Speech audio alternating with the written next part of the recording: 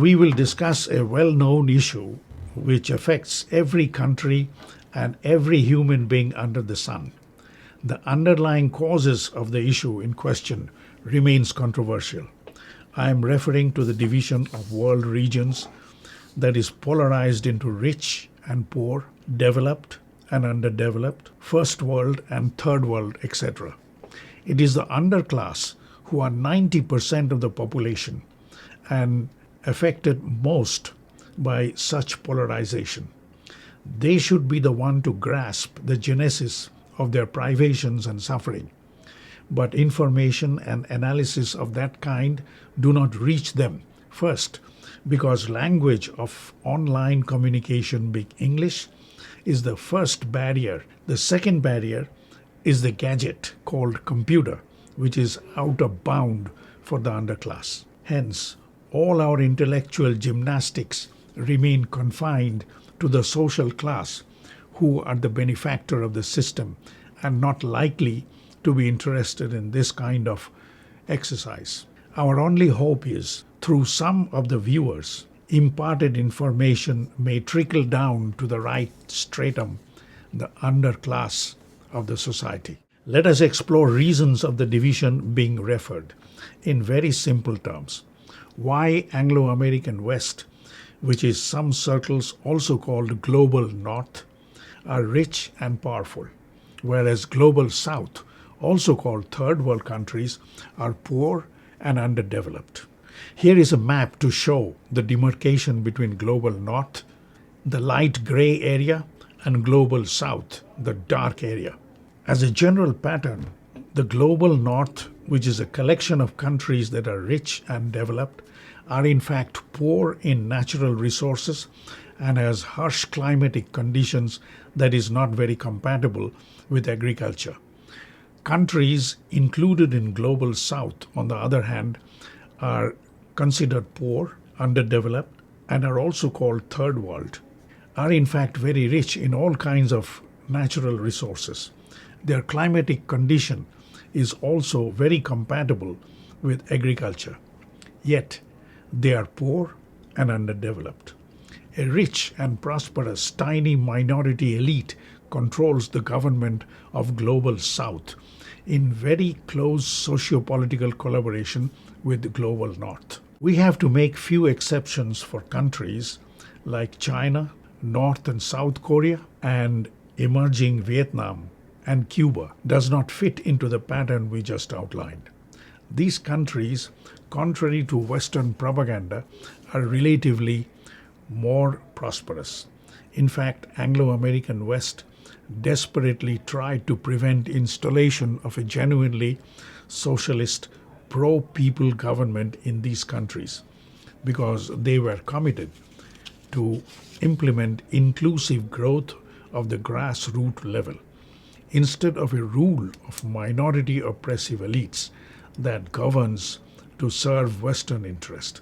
People of all sections of any given society raises questions on possible reasons for this sharp contrast between two regions of the world. People are made to believe that governments of rich countries are generally less corrupt. They design and implement policies and laws for installing superior schooling, healthcare, and infrastructure that protects the interest of the common people. Their administration is well organized and efficient. There is effective accountability, etc. People of rich countries are hardworking, healthy, and trained to lead a healthy and civilized life, enjoying a high standard of living. These are facts for all to see. A given country and a nation, when characterized by these qualities, are most likely to attain inclusive growth that benefits overwhelming majority of population. In sharp contrast to global North countries, conditions in poor, underdeveloped global South are just opposite. Common people are somehow conditioned to believe. Note the word somehow. We will come back to this question in a moment. That people of poor countries are in all respect backward. Their schooling, nutrition, healthcare, infrastructure, state administration are of very poor quality. People are also made to accept that such underdevelopment is a byproduct or linked to their primitive, outdated culture and tradition, hot climate, fatalistic religion, poor quality schooling. Citizens of poor countries are lazy and corrupt. These narratives, unpleasant these may be, yet are brutal facts. When human beings are forced into poverty and privations, that by itself are serious impediments towards human development. Therefore, poverty and underdevelopment are thus closely linked. It is often said, and in most cases rightly so, that corrupt political leadership breeds poverty and underdevelopment. This implies if general population elect honest representatives in the public offices, that will bring about growth and prosperity of the common people, as we will gradually explore. What the mainstream media of global South and North do not want common people to know and understand is that 3/4 of the current world population that lives in global South must be pauperized to maintain the affluence of the rich global North and their allies, the minority elites of the global South. Fact is that 20% of the global population, mainly from rich countries, are consuming 80% of the world resources and are responsible for 80% greenhouse gas emission that is threatening the survival of the planet Earth as we know it. Here is an excerpt from the broadcast of Netaji Subhash Chandra Bose in Bangla. This broadcast is from Tokyo Radio back in 1943.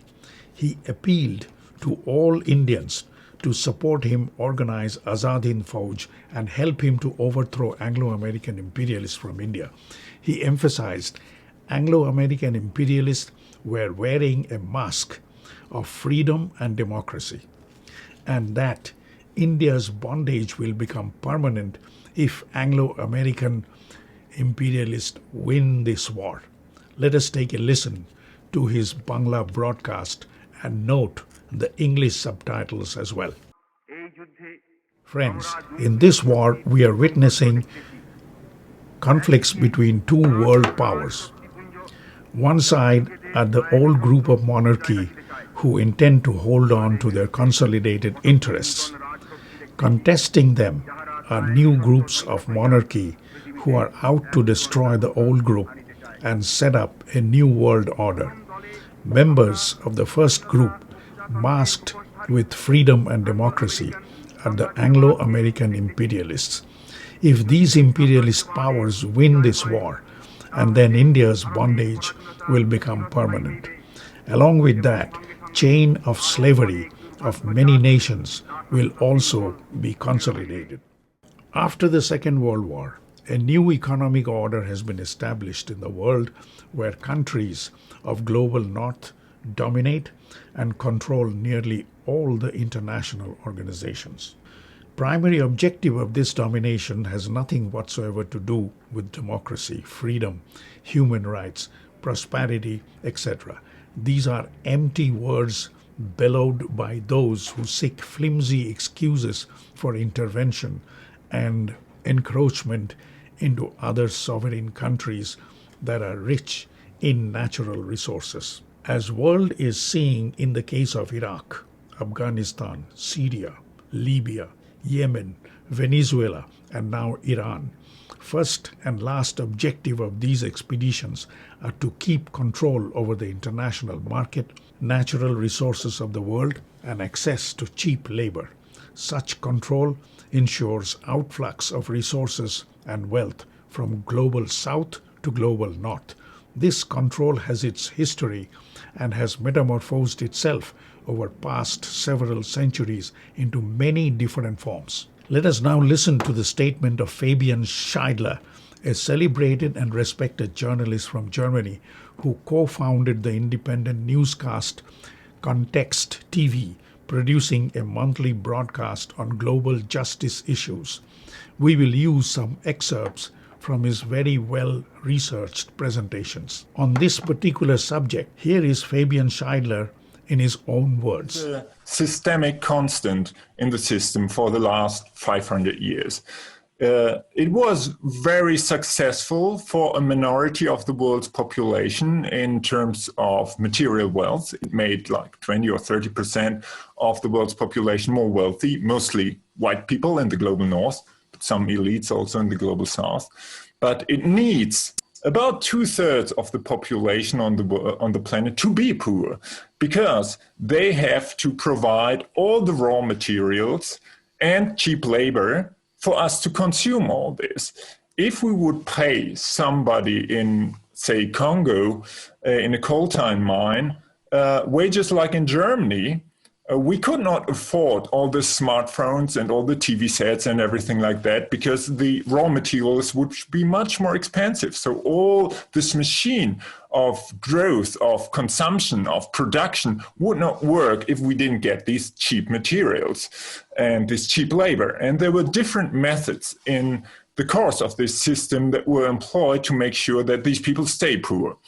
First of all, it was just brutal colonialism from the times of Columbus and so on. It was slavery, but it was also other kinds of forced labor. And it was the military, of course, as Vandana said, the first corporations, the Dutch East India Company, the British East India Company, and so on, they had their own militaries. They subdued the countries. They exploited by the military. So it was just brute military force for about 450 years.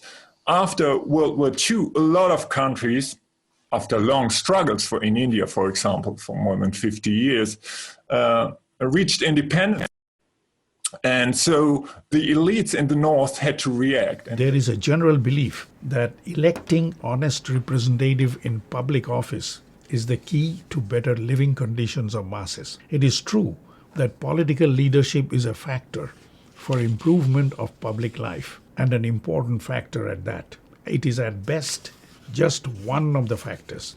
During the past decades, there were numerous political leadership in global South countries that were thoroughly dedicated to implement policies compatible with inclusive growth of grassroots level that included drastic reforms of schooling, healthcare, infrastructure, etc. We need to know and understand what became of them and why. Fabian Scheidler explains. The elites in the North had to react, and they employed new methods to make sure that the people in the global South basically stayed poor to provide cheap labor and raw materials. The first method was regime change.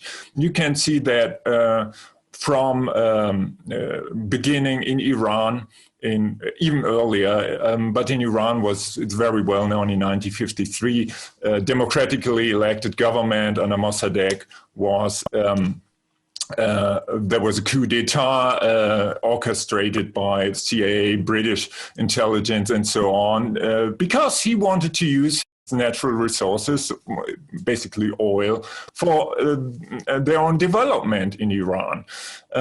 So we have all the problems we have in Iran can be traced back to this event. The same was true in 1954 with Guatemala, also a democratically elected government. It was pushed away by the CIA. And in 1960, it was extremely brutal in Congo. I mean, the Congolese had 100 years of Belgian colonization with about 10 million dead due to the Belgian rule. We never will know the exact figures. It was one of the biggest genocides in human history. So they had their first democratically elected president, which was Patrice Lumumba, and he wanted to use the resources, especially copper, for their own development. And that was unacceptable for the copper companies in Belgium, in France, in the United States, and so on. And basically, they orchestrated the murder of Patrice Lumumba, and they installed Mobutu with the devastating effects that we have seen for half a century in the Congo. And you can go on and on and on. I mean, Indonesia in 1965, Chile in 1973. So this is regime change. They, as soon as a government in the global South tries to ensure its own development, even in capitalist terms, it is not acceptable. It will be killed. There were some exceptions. Cuba managed to get away. Mechanism of control over the population of global south through an indigenous government installed by machination of global north is the key to control over their natural resources. Additional reinforcing mechanism of controls along with regime change have also been introduced during the post-war period, as Fabian Scheidler explains. Control has now encroached in the area of agriculture, enabling them to control food production, food price, and distribution. Here is Fabian Scheidler again. And the next phase was the debt crisis in the 70s and early 80s. Many countries in the global south were indebted. And in the early 80s, there was a Volcker shock. The interest rates went up very high. Many countries in the global south couldn't pay their debt. And then the International Monetary Fund came by and said, well, we can give you new credit to pay your old debt on several conditions. You have to privatize your economy, you have to deregulate your economy, and basically you have to grow cash crop. This refers to agriculture as well, for the global market. And when you tell everyone and when you force everyone to produce cash crops for the global markets, the prices will go down. And this happened. And this was part of the strategy to make sure that these countries stay poor, that we get raw materials very cheap, and so on. Fact is that poverty is artificially created, hypothetically speaking. If sizable amount of capital is made available to one of the poor countries, say to Somalia, that has 15 million population, Somalia will not transform itself into a developed country like Holland, that has about the same population. Same applies to India and every other country as well.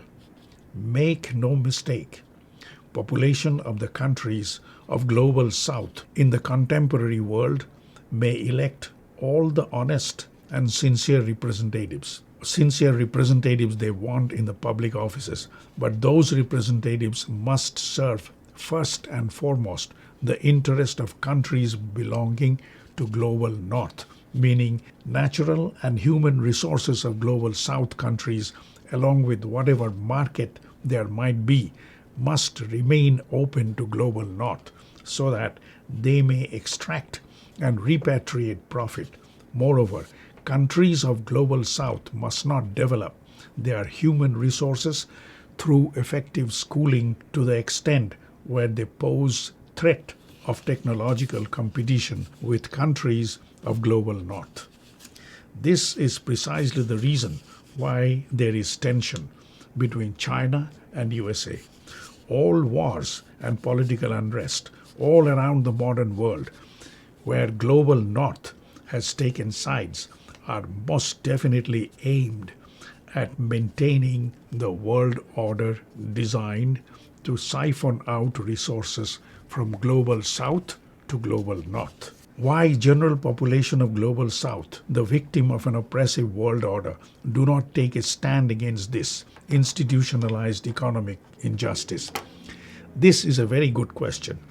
Reasons are multi-pronged. First, poverty and resulting privations have cut off overwhelming majority victims of the world order from source of information that is based on English language and computer technology. This mass of pauperized humanity being ignorant of the genesis of their plight pose no threat to anyone. However, majority members of the intellectual class of the global south are equally ignorant of the north-south dynamics. Many of them might sincerely believe that polarization of wealth and consequent pauperization might, after all, be a result of difference in the DNA of human resources populating these two regions. Others might find a religious explanation. The most effective and dominant factor is the strength and efficacy of marketing tools of the West designed to manipulate mass psychology in their favor. This is one of the most formidable weapons they use to spread and maintain its world dominance. Any pro-people government who wants to shape their human resource to take part in inclusive national growth must thoroughly study the marketing techniques of the West and design effective strategy to counter their diabolical plot.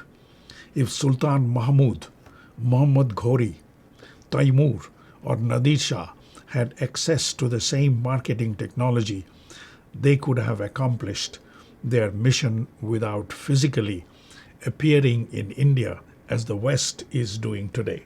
Russian domination on now dissolved Warsaw Pact countries of East Europe between 1955 until 1991 was very similar to the domination of USA over NATO today. Western media fiercely attacked that pact as brutal Soviet domination over and subjugation of East European countries. Russia, despite its direct control over the population of Warsaw Pact members, totally failed to culturally condition them towards a favorable relationship. But remarkably, effective, sophisticated, and subtle marketing techniques of USA and West Europe succeeded in antagonizing the same population against the whole system of Warsaw Pact and accept Western capitalism with all its serious defects, as can be seen today. Perhaps Netaji's prediction of permanent subjugation of India following victory of Anglo-American Axis power in the last war may be right. But the subjugation is not so much through military means as it is through the force of marketing. If you like what you see and hear, please subscribe and ring the bell.